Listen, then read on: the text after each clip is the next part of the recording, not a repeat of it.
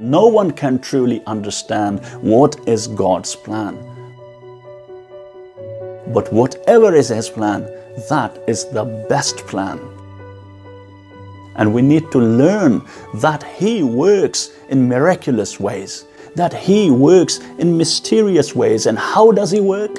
He works in ways to pull you out of the darknesses in the most unexpected of ways.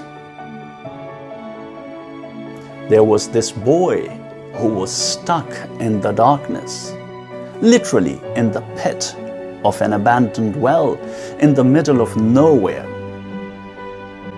There was no chance he could survive. How would he ever get out of there? While he was stuck in that abandoned well, he did not lose hope in the mercy of God. And in the meantime, there was a group of traders, a caravan that was heading towards Egypt, and they found themselves in the midst of a sandstorm, and they lost their way. Tired and thirsty, all of a sudden they saw a well in the middle of nowhere, and they thought, let's try our luck. If we do not find water here, then where else? And guess what?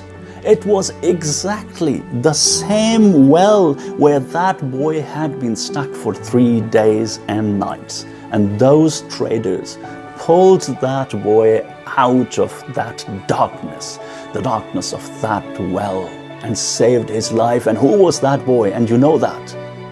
He was Prophet Yusuf, peace be upon him. That is how God works. He sent that caravan. They were experienced traders, but God made them forget their way so that they could go and pull Yusuf out of that well. And not only that, take him to Egypt, sell him as a slave, so that a couple of decades later, he would become the king of Egypt. That is how God works. His will shall be done no matter what you and I want. He is going to implement His will. He's going to implement His plan.